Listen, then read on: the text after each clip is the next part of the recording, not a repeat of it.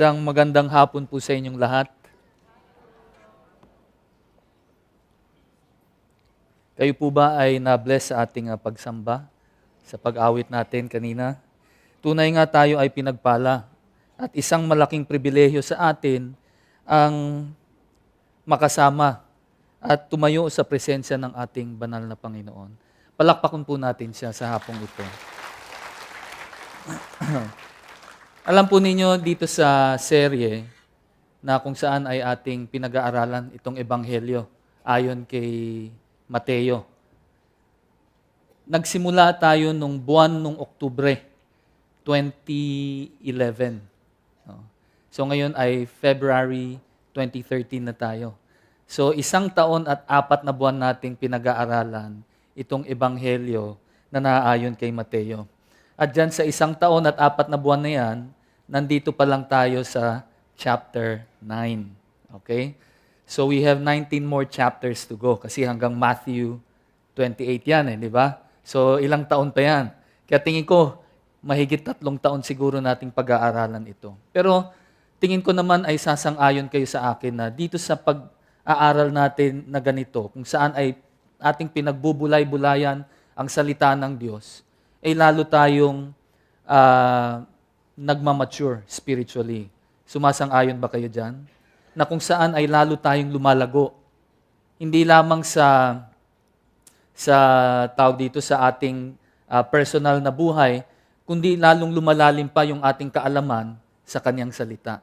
At dahil dun sa kaalaman sa kanyang salita, dun ngayon nagmamanifest sa ating buhay kung tayo nga ba ay nakakakilala sa Kanya o hindi. Kung tayo ba talaga ay lumalago sa Kanyang salita o hindi. Kaya sa hapong ito, sa pagpapatuloy ng ating pag-aaral, ay titingnan natin yung ating pinakapangunahing talata sa hapong ito ay sa Mateo chapter 9, verse 32 to 34. At ang titulo ng ating mensahe ay ang kapangyarihan ni Jesus sa demonyo at karamdaman. Pwede ko ba kayong maimbitahan na magsitayo at ating babasahin yung ating pangunahing talata? Sabay-sabay po nating basahin yan, simula sa verse 32 hanggang verse 34. Nang sila ay papaalis na, narito may mga taong nagdala sa kanya ng isang lalaking pipi na inaalihan ng demonyo. Nang mapalayas na niya ang demonyo, nagsalita ang pipi.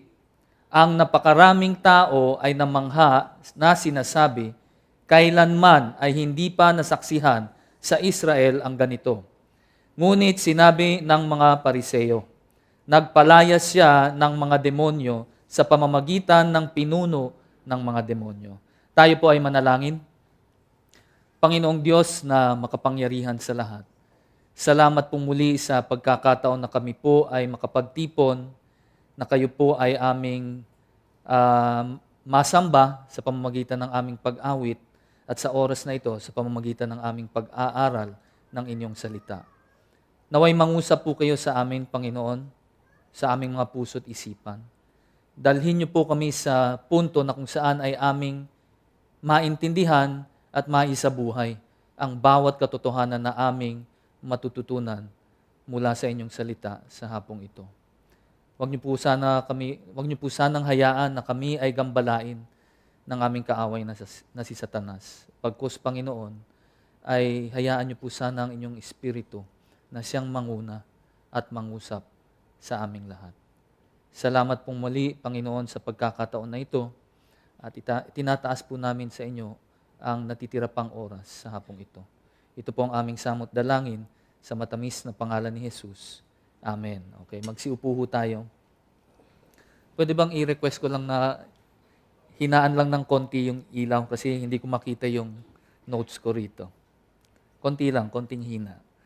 Okay, 3 punto yung ating pag-uusapan sa hapong ito. Yung unang-una diyan ay ang pipi na sinapian ng demonyo. Verse 32 yan. Yung pangalawa, ang pipi ay nagsalita. At ang pangatlo, ang maling akusasyon ng mga Pariseo. 32, 33, and verse 34. Alam po ninyo, simula nung pinag-aralan natin itong Mateo, ang naging layunin ni Mateo, makikita nyo yun, simula sa chapter 1 hanggang sa chapter 9 na pinag-aaralan natin ngayon. Ang layunin niya parati ay mapatunayan niya kung sino si Kristo Jesus. Na kung saan ay ipinapakita niya na si Jesucristo ay ang pinangakong Haring Mesiyas. Yun ang gusto niyang ipakita. Yun ang layunin niya kung bakit niya isinulat itong mga pangyayari na ito dito sa aklat ng Mateo. Kung maalala nyo nung ating sinulan sa chapter 1, ano yun sa chapter 1? Yung kanyang kaangkanan. Di ba? Yung genealogy niya. Kung saan nanggaling si Kristo Jesus. Kanino ba siya galing?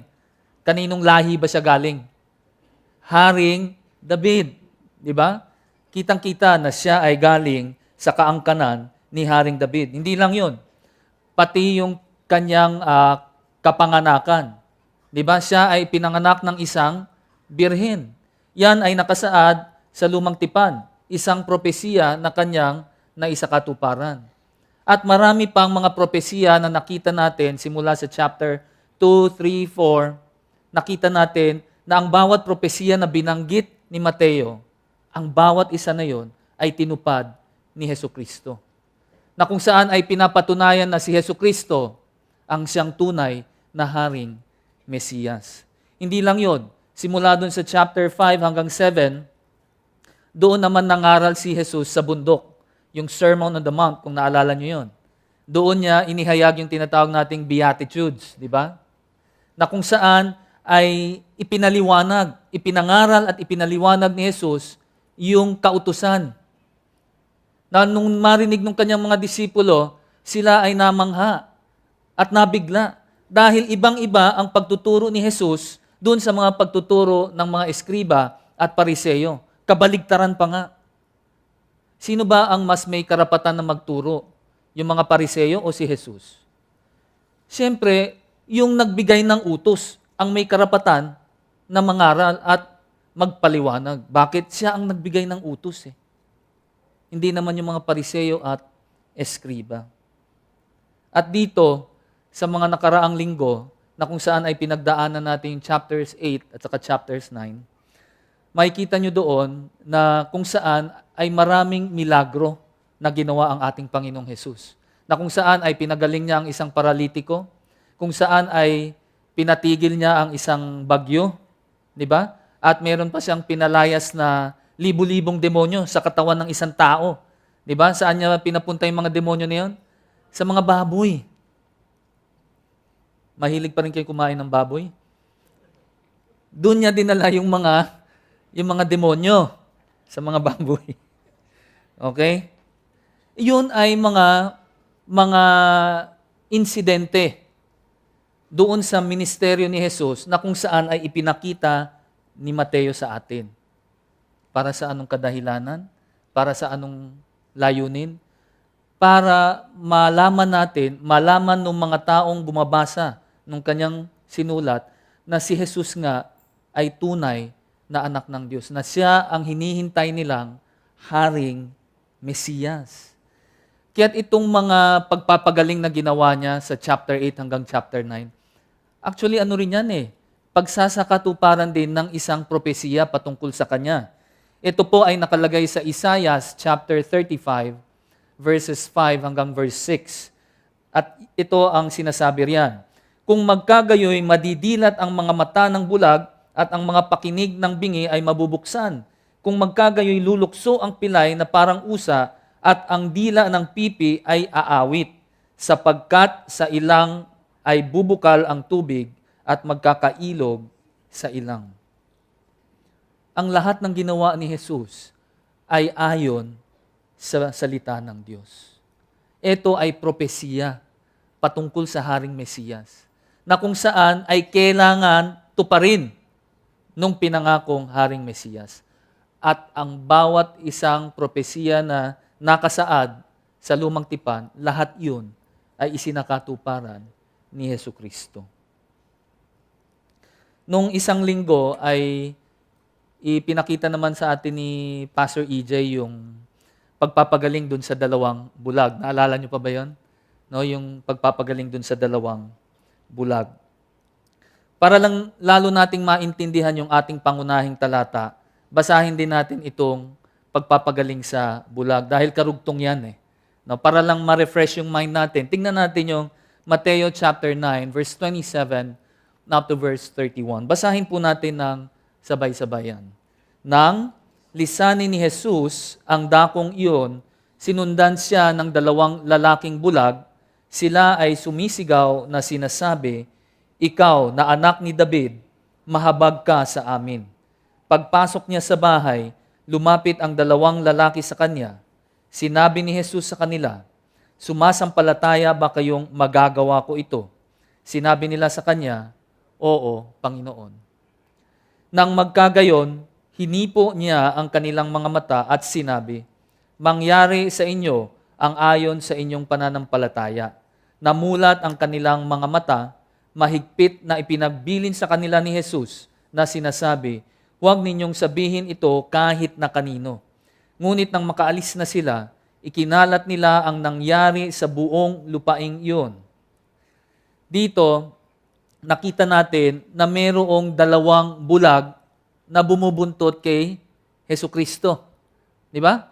Kahit saan siya pumunta, itong dalawang bulag na ito ay bumubuntot kay Hesukristo.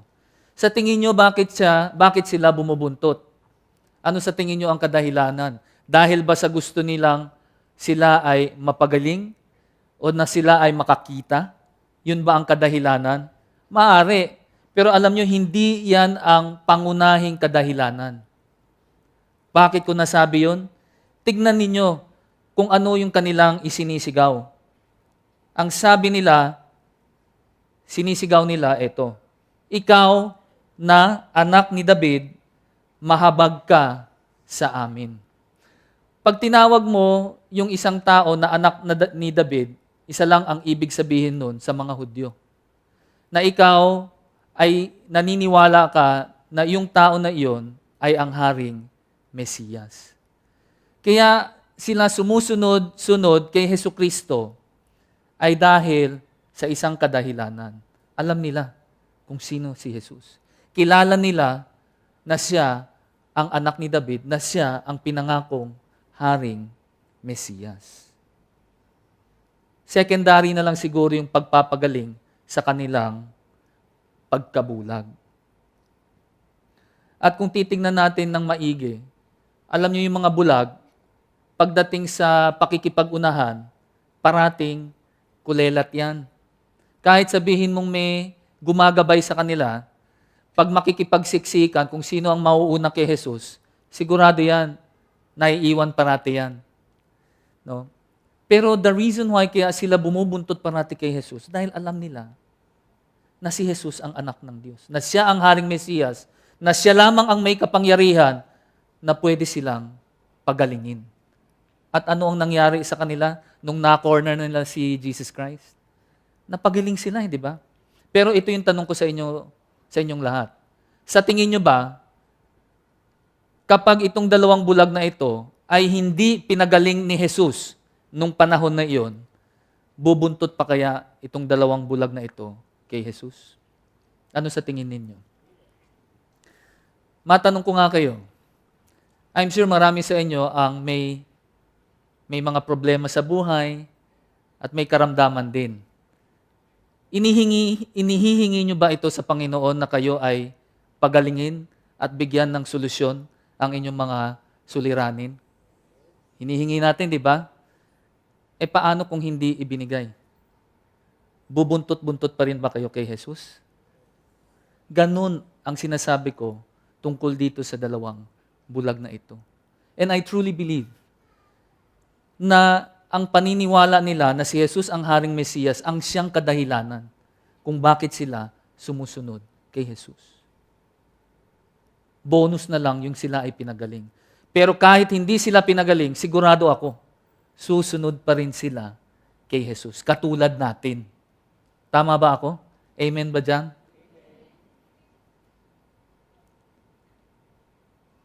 Ang nakakalungkot lang, sa panahon natin ngayon, maraming mga maling pagtuturo na kung saan ay ang parati nilang ipine-present, no, na hindi naman mali, pero hindi kompleto. Na sinasabi nila na si Jesus ang siyang talagang makakapagpagaling sa lahat ng karamdaman na nangyayari ngayon. I truly believe that. Pero sa anong konteksto? Mamaya ipapaliwanag ko yan. So yun ang background natin. At least may idea na kayo, di ba? Na itong dalawang bulag, kaya sila sumusunod ay dahil naniniwala sila kay Jesus na siya ang haring Mesiyas. Yun ang kadahilanan. Okay? Pero dito sa pag-aaralan natin ngayon, una ay makikita natin muli yung kapangyarihan ni Jesus mula sa demonyo at sa mga karamdaman. Pero hindi lang yun. May makikita tayo na may iilang tao pala na kahit nakita na nila ang kapangyarihan ni Kristo sa buhay nila, ay hindi pa rin sila naniniwala at hindi pa rin susunod kay Kristo Jesus. Makikita natin yan mamaya. So, dun muna tayo sa pinakaunang punto. Sa Mateo chapter 9, verse 32. Na kung saan ang pipi ay sinapian ng demonyo. Ang sabi sa Mateo chapter 9, verse 32. Nang sila ay papaalis na, narito may mga taong nagdala sa kanya ng isang lalaking pipi na inaalihan ng demonyo. Ang isang salita pa sa inaalihan ay sinasapian. No? Ang sabi riyan, nang sila ay papaalis na. Sino ba itong sila na papaalis na? Ito ay yung dalawang bulag na nakakita na sa mga oras na iyon. Nung sila ay papaalis na, may mga taong nagdala daw naman ng isang lalaking pipi na sinasapian ng demonyo. Kung babasahin nyo ito, ang isipin ninyo, ang nagdala dun sa lalaking pipi ay ibang tao, hindi yung mga bulag. Pero kung titingnan ninyo sa wikang Ingles na version ng verse na ito, sa King James Version ng Matthew chapter 9 verse 32, itong sinasabi, as they went out, behold, they brought to him a dumb man possessed with a devil. Ang sabi niya, as they went out. Itong mga bulag na ito, nung palabas sila, sila rin yun, siguro habang palabas sila, nakasalubong nila itong pipi na ito, nahabag sila dahil sila ay nakatanggap ng kagalingan eh. Nakakita sila ng may ibang tao na nangangailangan, anong ginawa nila? Dinala din nila ito kay Jesus. Doon mo makikita na itong dalawang bulag talaga ay hindi lamang napagaling physically. Meron talaga silang kagalingang espiritual. Dahil nalaman nila na ang pangangailangan ng tao ay hindi lamang physical na kagalingan. Kaya nga nakita nila itong pipi na sinapian ng demonyo. Alam niya na ang kailangan nitong pipi ay kaligtasan din. Anong ginawa nila? Dinala din kay Jesucristo. Tayo, nung ating nakilala si Jesus bilang tagapagligtas, nagkaroon ba kayo ng matinding pagnanais na maihayag din yung kaligtasan na yon sa inyong mga kamag-anak o kaibigan? Ha? Nangyari ba sa inyo yun na gusto nyo talagang sana ito ring tao na to ay makakilala sa Diyos para maligtas din siya? Sa akin, maliban sa aking asawa at mga anak, yung isang gigil ako na ma-sharean noon, naalala ko yung mga kapatid ko. Bilang kuya, siyempre ako yung kuya, nung tinawag ko sila, sabi ko may meeting tayo, no choice sila. Pumunta sila doon sa isang lugar, sa bahay ng isang kapatid ko, nag-meeting kami doon. Nung panahon na yun kasi wala na yung ama namin, no? Medyo maagang namatay, kaya ako na yung tumatayong tatay nila. Pangangaral ko sa kanila ay hindi yung hindi ako mabait na kuya. Medyo kamay na bakal ang ginagamit ko pagdating sa kanila. Kaya medyo may halong takot every time na tinatawag ko sila. Kaya nung miniting ko sila, pagdating doon, siyempre kinakabahan sila kung bakit ko sila tinawag. Hindi nila akalain na may dala akong Biblia at sinisharean ko sila ng salita ng Diyos. Noong mga panahon na iyon, hindi pa ako ganun katatas sa salita ng Diyos. Pero basta may nakita akong verse, kung ano lang yung naiintindihan ko nun, yun ang sineshare ko sa kanila. Siguro nagtataka sila na baka may lagnat ako at ganun ang aking ginagawa. Kasi madalas sermon eh. Pero yung narinig nila nung gabing iyon, ibang klaseng sermon. Bakit? Nakita ko rin kasi sa buhay nila ang pangangailangan ng isang tagapagligtas. Katulad ng ginawa nitong 2 bulag na mama na ito, na napagaling ni Jesus, nakita nila ang pangangailangan nitong pipi na ito. Kaya itong pipi na ito ay kanilang idinala kay Kristo Jesus. At dito rin sa verse 32 kanina, ang sabi ron, na itong pipi raw, kaya siya naging pipi, ay ano? Dahil sa isang demonyo.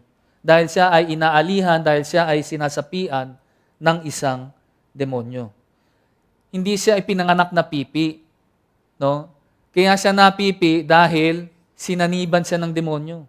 Hindi katulad nitong 2 bulag na mama na ito, maaring sila ay pinanganak na bulag o di kaya nagkaroon ng sakit kaya sila nabulag. Pero dito sa pipi na ito, kaya siya na hindi makapagsalita ay dahil sa ano? Siya ay sinapian ng demonyo.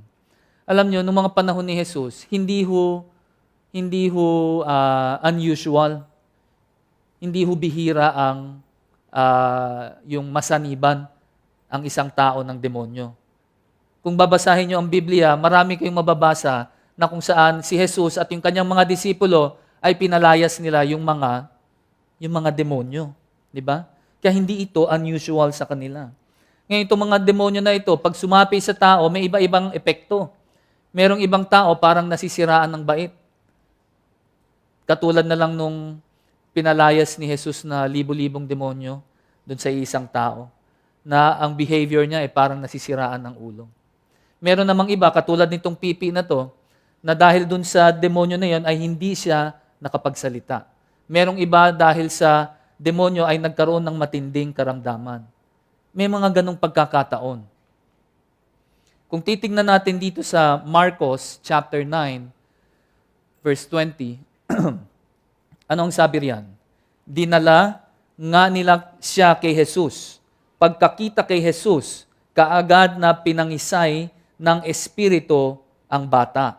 Bumagsak ito sa lupa at nagpagulong-gulong na bumubula ang bibig. So may ganong epekto rin pag sinasapian ng demonyo. Na ikaw ay pagulong-gulong, kaya kung meron sa inyo mahilig pagulong-gulong, baka may ibig sabihin yun. O hindi, pagulong-gulong, ano pa raw? At bumubula ang bibig. Meron pang ibang klaseng epekto. Ito, sa Lucas 13, verse 11 to 13. Ano ang sabi riyan? At narito, may isang babae roon na 18 taon nang mayroong espiritu ng karamdaman. Siya ay hukot na at hindi na niya maiunat ng husto ang kanyang sarili. Pagkakita ni Jesus sa kanya, tinawag siya nito. Sinabi niya sa kanya, babae, pinalaya ka na sa iyong karamdaman. Ipinatong niya ang kanyang mga kamay sa kanya at siya ay kaagad na umunat. Niluwalhati niya ang Diyos. Itong babae, for 18 years, ay kuba siya. No? Hindi niya maiunat yung katawan niya, hindi niya maidiretso. 18 taon. Pero nung pinalayas ni Jesus, yung demonyo na yan, anong nangyari? Dumiretso siya. Tayo, kahit kunyari, 1 taon ka lang parating nakakuba, pansinin mo, kuba ka na parate. Pero ito na, ipadiretso pa ni Jesus. For 18 years na nakakuba siya. Alam ninyo, tunay na may mga pangyayari na kung saan ang demonyo ang siyang kadahilanan kung bakit may karamdaman ang tao. Pero hindi lahat ng karamdaman ay galing sa demonyo. Ulitin ko yon. May mga karamdaman na talagang nanggaling sa demonyo. Pero hindi lahat ng karamdaman ay galing sa demonyo. Ang nakakalungkot kasi, may mga kulto, di ko na lang babanggatin kung anong kulto ito. Basta yung mga healing crusade. Parang nasabi ko na rin no? Basta yung mga ganon, yung puro pagpapagaling, na kung saan ay pinagbabawal nila yung kanilang mga miyembro na magpatingin sa doktor at uminom ng gamot. Bakit? Ang paniniwala nila, ang lahat ng sakit ay galing sa demonyo at kailangan lang yan palayasin sa pangalan ni Jesus. Yun ang paniniwala nila. Kaya kung ikaw ay may sipon at ubo, ibig sabihin niyan, may demonyo ka ng sipon at ubo. Kung masakit ang iyong tiyan, meron kang demonyo ng LBM. Baka pati yung putok tsaka yung anghit isisi rin sa demonyo. No? Pero ganun yun Yun ang kanilang paniniwala. Actually, itong kulto na to, yung leader nila, dati pumunta pa dun sa kuta ng mga rebelde. No? Alam nyo na yung sinasabi ko. Na kung saan akala niya sa pamamagitan ng pangalan ni Jesus, mapapalayas niya yung lahat ng demonyo na nandun sa kuta ng rebelde na yun. Hindi nangyari, di ba? Nakita naman natin sa balita, nung inilabas na siya, siguro nagbayad din niya ng malaking ransom. Nung pinalaya siya, hindi na siya makagalaw, payat na payat. Hindi na makagalaw. Bakit? Na-stroke siya dun Akala ko nga, mamamatay na siya kaagad nun after paglabas Pero ang nakakamangha doon, hindi siya namatay kaagad, nauna pang namatay yung asawa. Bakit? Ayaw magpa-doktor. Nagkaroon pala ng cancer, ayaw magpatingin sa doktor at uminom ng gamot. Nauna pa siya doon sa asawa niyang lalaki. Alam nyo, kapag hindi natin pinag-aaralan ng mabuti ang salita ng Diyos, ganun ang nangyayari. Iba ang pagkaintindi natin. Biblia rin naman ang gamit nila Kaya importante na tayo mismo, pinag-aaralan natin ang salita. Para hindi tayo madala ng mga ganong klaseng bulaang mangangaral na mali-mali ang itinuturo. Dahil pagkakaharap mo na si Jesucristo, hindi mo pwedeng sabihin, kasi itong si mangangaral na to, yan ang tinuro sa akin Kaya yun ang pinaniwalaan ko. Sincere naman ako dun Anong sasabihin ni Jesus sa'yo? You are sincerely wrong. Hindi yun ang basihan. Nandyan yung salita, nasa harapan mo. Ba't di mo pag-aralan? Kaya kahit ako rin mismo nandito nagsasalita sa harapan ninyo, dapat wag kayo basta-basta maniniwala. Pag-aralan nyo ang salita. Tingnan nyo kung anong sinasabi ko, kung tugma ba dun sa nababasa ninyo. Kaya I would encourage all of you to always bring your Bibles. Alam nyo yung sa lugar ng Berea, na kung saan yung mga mananampalataya doon, na kung sino ang mangangaral na nangangaral, kahit mismo si Pablo na ang nangangaral, titignan pa rin nila kung tama, examinin nila kung tama ang sinasabi ni Pablo, kung naaayon ba talaga sa salita o hindi. Kaya importante na tayo mismo, pinag-aaralan natin ang salita. Dahil kung hindi, katulad ng maraming mga tao na naililigaw nitong mga bulaang mangangaral na ito, baka maging isa tayo dun sa mga miyembro na yun. Ang daling alam nyo, ang isang kulto, pag sabihin niya na lahat ng klaseng sakit ay kayang pagalingin ni Jesus, maraming tao ang sasama dyan.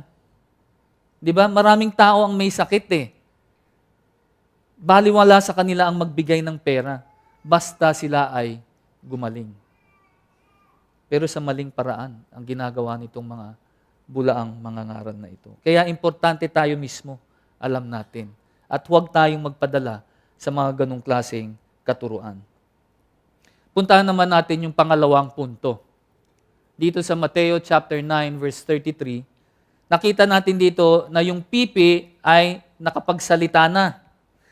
Mateo 9:33, etong sinasabi rito, nang mapalayas na niya ang demonyo, nagsalita ang pipi. Ang napakaraming tao ay namangha na sinasabi, kailanman ay hindi pa nasaksihan sa Israel ang ganito. Ang pipi ay nagsalita. Ngayon, walang binanggit masyado rito sa verse na yan kung paano pinalayas ni Jesus yung demonyo. Malamang katulad din ng mga pagpapalayas na ginawa niya sa iba. Sa isang salita pa lang niya ay napalayas na kaagad yung demonyo. Nagmamadaling tumakbo. Pero ang gusto kong pagtuunan ninyo ng pansin ay ang naging reaksyon ng mga tao. Ano ang naging reaksyon ng mga tao? Sila ay namangha. Namangha sila. At sa pagkamangha nila, ang sinabi nila, kailanman ay hindi pa nasaksian sa Israel ang ganito. Anong ibig nilang sabihin?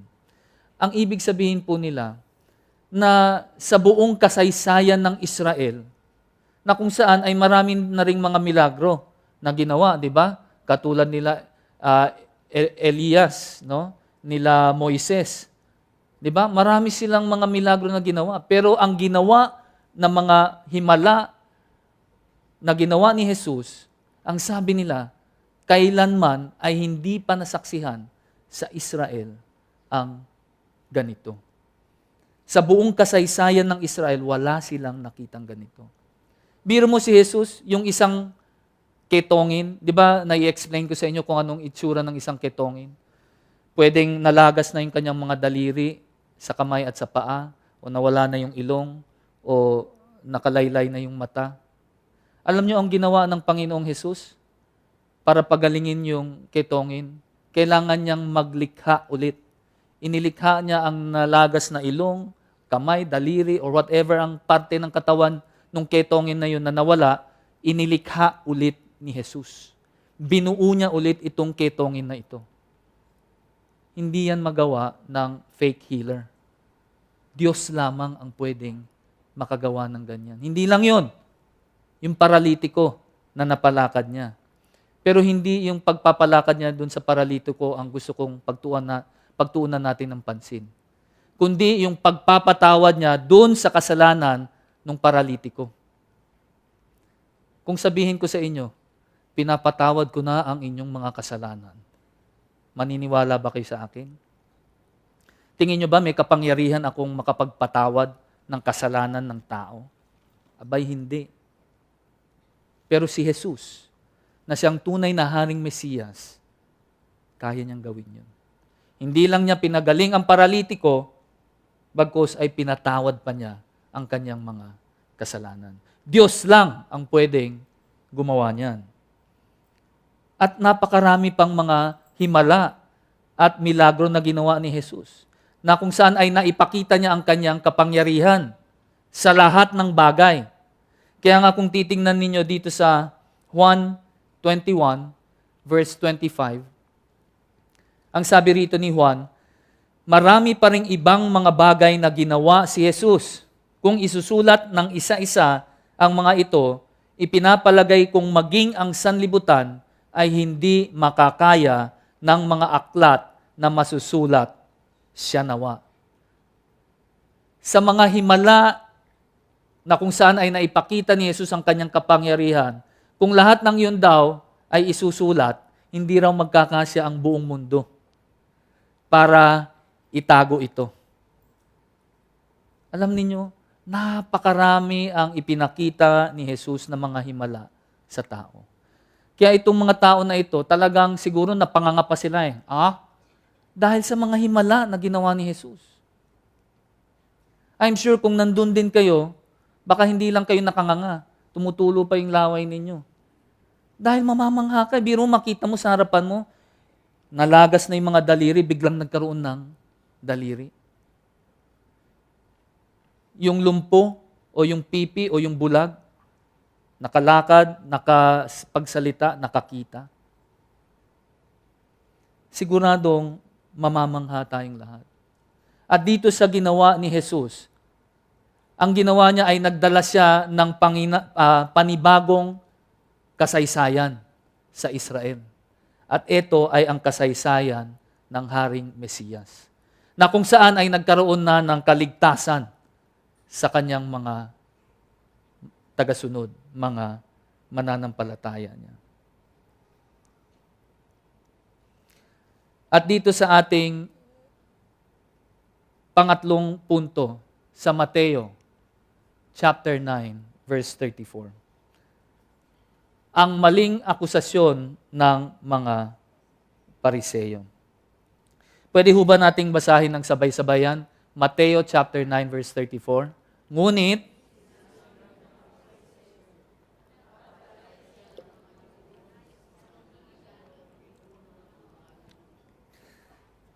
yung ginawa kong mensahe nito sa English, yung unang titulo na gagamitin ko sana ay The Dumb and the Dumber.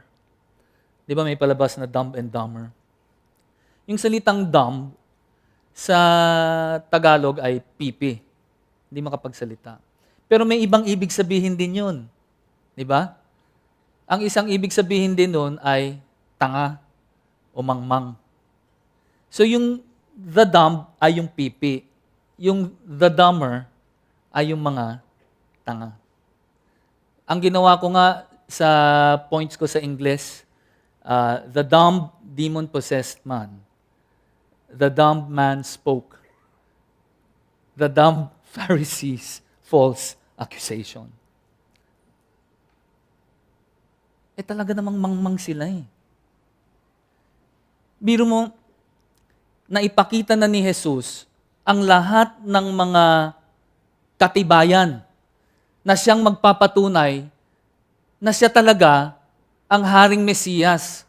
Pero anong ginawa nitong mga na mga Pariseyo na ito? Anong ginawa nila? Imbis na kahit na lang sana tumahimik sila eh. Sana tumahimik na lang kasi napahiya sila eh. Pero hindi, imbis na tumahimik, anong ginawa nila? Gumawa pa sila ng maling paratang, ng maling akusasyon kay Hesukristo. At ano yung akusasyon nila? Na yung kapangyarihan daw ni Jesus ay galing kanino? Sa pinuno ng mga demonyo. Sa pinuno ng mga demonyo. Tingnan natin sa Lucas chapter 11, verse 14 to 15. Ang sabi rito, si Jesus ay nagpapalayas ng demonyo, iyon ay pipi. Nangyari nang lumabas ang demonyo, ang pipi ay nagsalita at ang mga tao ay namangha. Ang ilan sa kanila ay nagsabi, siya ay nagpapalayas ng mga demonyo sa pamamagitan ni Beelzebub na pinuno ng mga demonyo. Alam niyo itong si Beelzebub o si Beelzebul sa wikang Ingles, yan ay isang pangalan kay Satanas. Kaya basically, ang sinasabi ng mga Pariseyo, na si Jesus daw ay nagpapalayas ng mga demonyo sa pangalan din ni Satanas. Sa pamamagitan daw ng kapangyarihan ni Satanas. Yun ang maling paratang o akusasyon na ginawa nitong mga anong Pariseyo talaga na ito. Mga mangmang na Pariseyo. Imbis na maniwala, gumawa pa sila ng istorya. Kaya sinagot sila ni Jesus eh. Ano yung naging sagot ni Jesus? Ang sabi niya sa verse 17 to 23, alam niya ang kanilang iniisip. Dahil dito sinabi niya sa kanila, ang bawat paghaharing nahati laban sa kanyang sarili ay napupunta sa kapanglawan. Ang sambahayang nahati laban sa sambahayan ay bumabagsak. Kung si Satanas ay nahati laban sa kanyang sarili, papaano makakatayo ang kanyang paghahari? Sinabi ko ito dahil sinabi ninyong ako ay nagpapalayas ng mga demonyo sa pamamagitan ni Beelzebub. Verse 19, kung nagpapalayas ako ng mga demonyo sa pamamagitan ni Beelzebub, sa pamamagitan nino nagpapalayas ng mga demonyo ang inyong mga anak. Sa pamamagitan nito, sila ang magiging tagapaghatol ninyo. Ngunit kung ang nagpapalayas ako ng mga demonyo sa pamamagitan ng daliri ng Diyos, ang paghahari ng Diyos ay dumating sa inyo. Verse 21, kung ang isang lalaking malakas ay nasasandatahan upang magbantay ng kanyang tinitirahan, ang kanyang ari-arian ay ligtas. Ngunit sa pagdating ng higit na malakas kaysa sa kanya, siya ay malulupig. Kukunin nito ang buong baluting pinagtitiwalaan niya at hahatiin ang mga naagaw sa kanya. Siya na hindi sumasama sa akin ay laban sa akin, at siya na hindi nagtitipong kasama ko ay nagkakalat. No? So, sinabi ni Jesus, paano mangyayari yan? Hinahati mismo ni Satanas ang kanyang kaharian? Abay, hindi pwede yan. Kung sinasabi nyo na ako ay galing sa kaaway, galing kay Satanas, sa kaninong pangalan ginagamit ng inyong mga anak ang pagpapalayas din sa mga demonyo? Kasi ang ginagamit ni Jesus sa pangalan din ng Diyos. Itong mga ginagamit ng mga Pariseo ay sa pangalan din ng Diyos. Di kung sinabi nyo, ang kapangyarihan ko ay galing sa demonyo, di yung mga anak nyo rin, ang ginagamit nilang kapangyarihan ay galing din sa demonyo. Hindi nila pakita. Very obvious na. Sa harapan nila, pinakita na ni Jesus, ako ang Haring Mesiyas. Pero hindi pa rin sila makapaniwala. Merong isang commentary, yung alang sa wikang Ingles, sa Matthew Henry Concise, nakuha ko ito. Ang sabi riyan, nothing can convince those who are under the power of pride. They will believe anything, however false or absurd, rather than the Holy Scriptures. Thus, they show the enmity of their hearts against a holy God. Dahil sa kanilang pride, sa kanilang kayabangan, na imbis na paniwalaan ang salita ng Diyos, mas paniniwalaan pa nila ang kasinungalingan. Ang mga bagay na hindi ka paniwala, mas gugustuhin pa nilang paniwalaan yun kaysa yung salita ng Diyos. Alam nyo, may mga ganong klaseng tao talaga.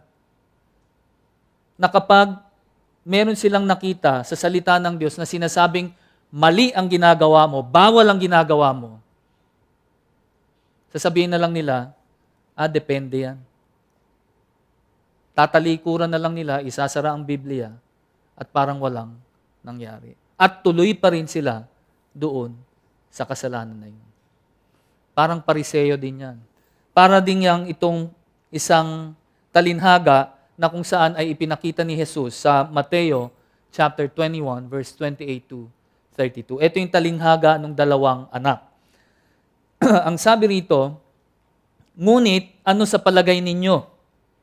May isang tao na may dalawang anak na lalaki. Lumapit siya sa una at sinabi, anak, pumunta ka ngayon sa ubasan at gumawa ka roon. Sumagot siya, ayoko.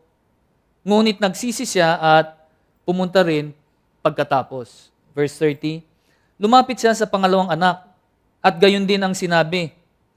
Sumagot yung anak na yun, sumagot siya. Pupunta ako.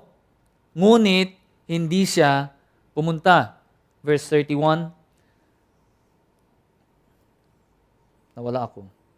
Sino sa kanilang dalawa ang gumanap ng kalooban ng Ama? Sinabi nila sa kanya, ang una.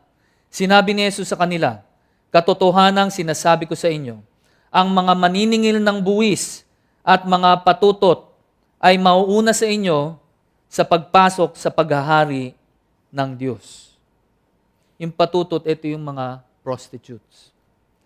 Ito ay sapagkat dumating sa inyo si Juan sa daan ng katwiran at hindi ninyo siya pinaniwalaan.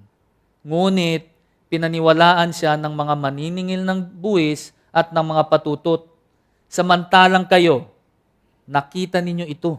Ngunit, hindi pa rin kayo nagsisi at naniwala sa Kanya.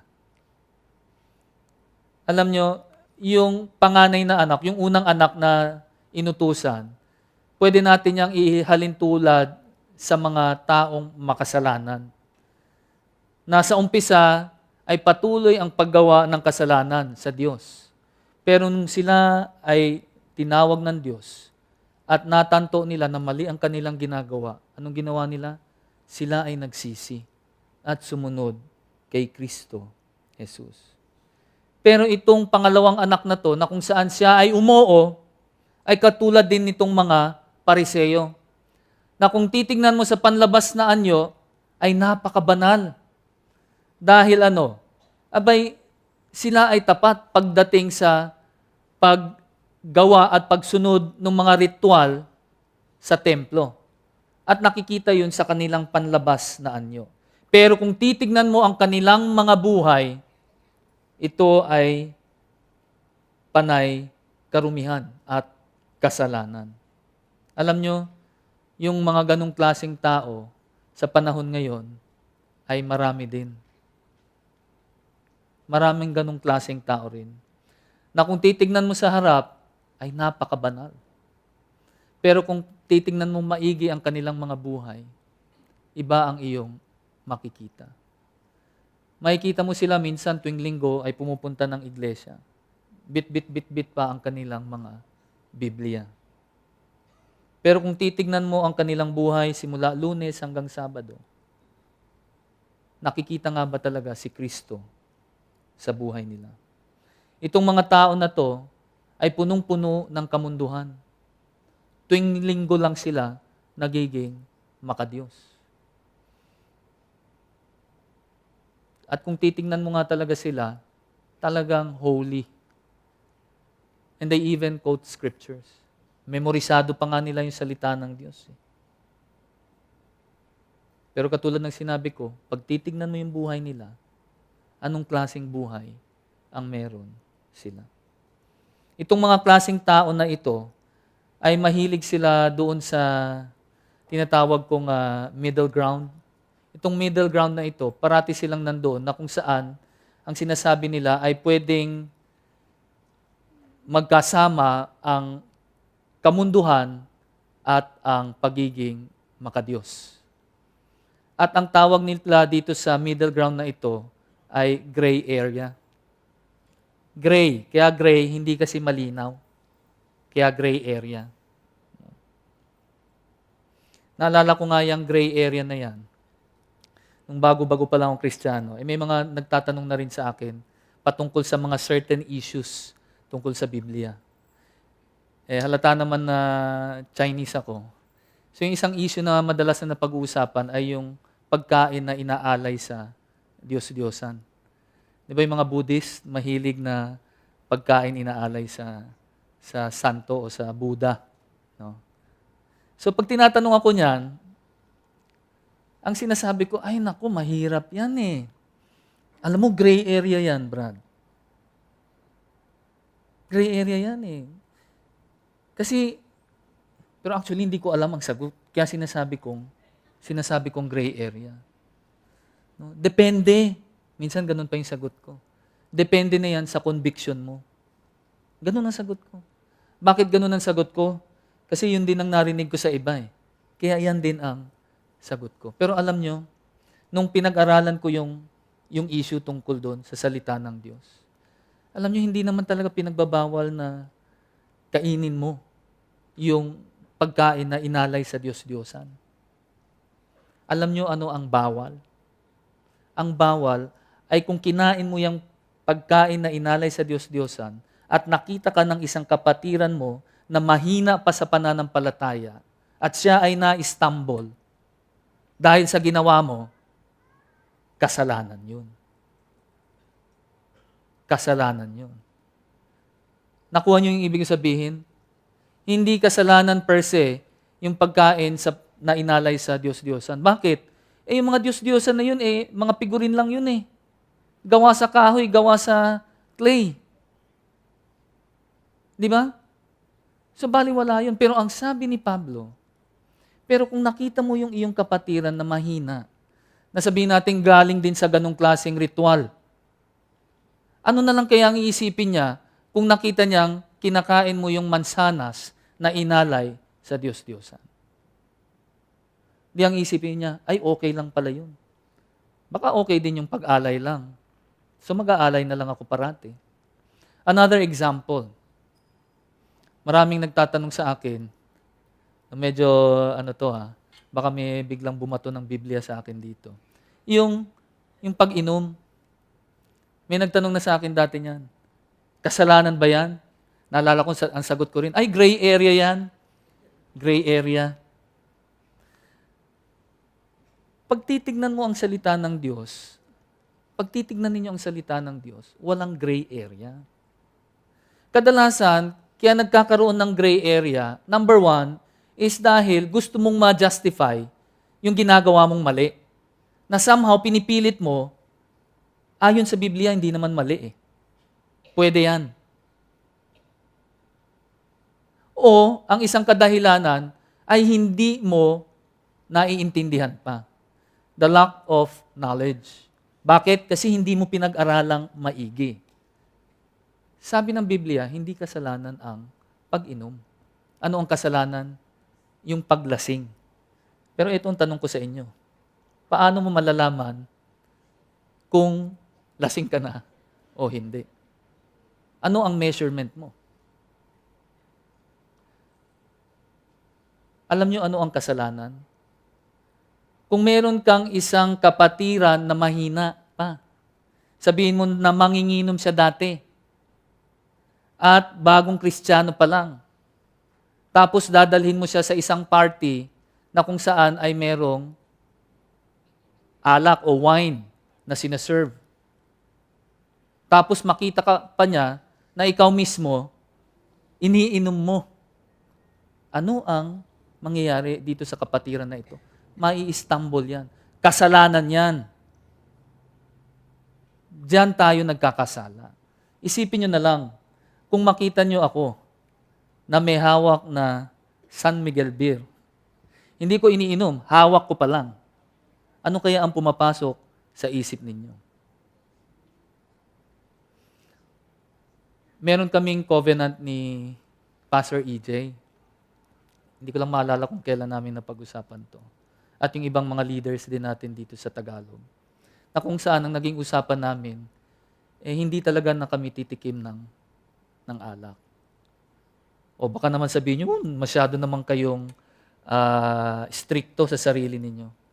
Yan ang conviction namin. Hindi namin yan, katulad ng mensahe ni Pastor Peter kaninang umaga, yung conviction, hindi naman yan pwedeng itulak mo sa ibang tao din eh. Nasa sa iyo yan, between you and the Lord. Pero pwede kayong magsang-ayon na pareho ang inyong conviction. Dahil sa katayuan namin ngayon, kaya nga tinatanong ko sa inyo eh, pag nakita niyong may hawak akong bote, woo! Ano kaya ang magiging reaction ninyo? Nakita niyo pa sa Facebook. Ano kaya ang magiging reaction ninyo? Nakuha niyo yung ibig kong sabihin. Kapag ito ay makaka-stumble, makakapatid sa iyong kapatiran, huwag mong gawin. Dahil yan ay magiging kasalanan. Alam nyo, itong mga pariseyo na ito, wala silang pakialam. Basta't ginagawa nila yung mga ritual nila, okay na yan. Yung buhay ko sa loob, hindi naman importante. Hindi naman importante yan. Tandaan ninyo, ang Panginoong Diyos, marami nang ipinakitang himala sa buhay natin. Marami na siyang beses na ipinamalas niya ang kanyang kapangyarihan sa buhay natin. And I'm sure you will agree with me on that. Na talagang na-experience ninyo yung kapangyarihan ng Diyos. Amen ba? Talagang na-experience na natin. Ito ang tanong. Doon sa dalawang klaseng tao na binanggit ko kanina. Yung bulag at pipi na kung saan ay naniwala sila kay Kristo Jesus, kaya sila ay naligtas. Bonus na lang yung kagalingan sa kanilang mga pisikal na katawan. O katulad tayo nitong mga pariseyo, nitong mga talagang mangmang na pariseyo, na kung saan ay ipinakita na sa kanila, harap-harapan, ay hindi pa rin sila maniwala. Mas paniniwalaan pa nila yung mga kasinungalingan kesa sa katotohanan. Mga kapatid ko, wala hong gray area. Tandaan nyo yan. It's either black or white. Ang tanong lang ay susunod ka ba o hindi. Huwag mo nang ipilit na kung saan ay akala mo pwede mong isawsaw ang kanang paa mo sa kamunduhan at yung kaliwang paa sa Diyos. Hindi ho pwedeng ganun. It's either na sa kamunduhan ka o nasa Diyos ka? Itong mga Pariseo na to, akala nila pwede isabay yung dalawa. Hindi pwede. I would rather be like itong itong unang anak na kung saan nung umpisa sinabi niya, ayaw kong sumunod. Hindi ko gustong sundin ka. Pero sa bandang huli, na-realize niya na mali siya. Anong ginawa niya? Sinunod niya rin si Kristo Jesus. Pero katulad ng sinabi ko, ang nakakalungkot, sa panahon natin ngayon, napakaraming mga quote-unquote na mga Kristiyano. Pero kung titingnan mo talaga ang buhay nila, makikita mo ba talaga na sila ay Kristiyano? Ang kapangyarihan ng Diyos ay hindi lamang sa demonyo at karamdaman. Ang kapangyarihan ng Diyos, dapat nakikita ito sa buhay natin. Nakikita ba sa inyo si Yesu Kristo? Anyabang natin sinasabi natin na Kristiyano tayo. Nakikita nga ba si Yesu Kristo sa atin? Kaya sa ating paghiwa-hiwalay mamaya, yun ang pagbulay-bulayin natin. Isipin natin, oo nga, no? Wala nga palang gray area. It's either susunod ka o hindi. It's either black or white. That's between you and the Lord. Yan ay sa pagitan mo at ng ating Panginoong Jesus. Kayong dalawa ang mag-uusap niyan. Okay? Yan po, pwede tayong magsitayo at tayo ay mananalangin. Panginoong Diyos na makapangyarihan sa lahat, salamat po sa katotohanan na aming natanto sa hapong ito. Tunay nga, Panginoon, na kami ay tinawag nyo upang maging alagad ninyo, upang maging tagasunod ninyo. Hindi ho katulad nitong mga Pariseo na to na kung saan ay sinasabi nila sa kanilang salita at sa panlabas na kaanyuan na sila ay makadiyos, ngunit kung titignan talaga ang kanilang mga buhay, sila ay mga makademonyo. Panginoon, naway itong mga katotohanan na aming natutunan sa hapong ito ay aming masunod at aming maisabuhay. Panginoon, turuan niyo po kami na maging tapat sa inyo. At alam po namin na ang pagsunod sa inyo ay matutupad lamang kung kami ay aasa sa inyong banal na Espiritu na siyang nananahan sa amin. Panginoon, tunay na kayo po ay tapat. Tunay na kayo ang Diyos. Tunay na kayo ang aming tagapagligtas. Tunay nga na kayo ang Haring Mesiyas, Panginoong Jesus. Kaya Panginoon, itinataas ko po sa inyo ang bawat pamilya na nandirito ngayon. Naway pag-ingatan niyo po kami, Panginoon. Naway kami ay maging mga taong may magandang testimonya na kung saan pag sinabi namin kami ay Kristiyano, ay talagang maniniwala ang mga taong aming nakakahalubilo, na aming nakakadaupang palad. Na talagang makikita nila si Jesus sa aming mga buhay. Naway, bigyan niyo po kami ng kalakasan at katalinuhan na aming magawa ang bagay na iyon. Salamat po muli, Panginoon, at itinataas ko po sa inyo ang mga natitirang oras pa, yung mga breakout groups later on, Panginoon, sa kanilang patuloy pa rin ng pag-aaral ng inyong salita, naway patuloy pa rin kayong mangusap sa amin. Salamat pong muli, Panginoon. Ito po ang aming samot dalangin sa matamis na pangalan ni Jesus. Amen. Maraming salamat po.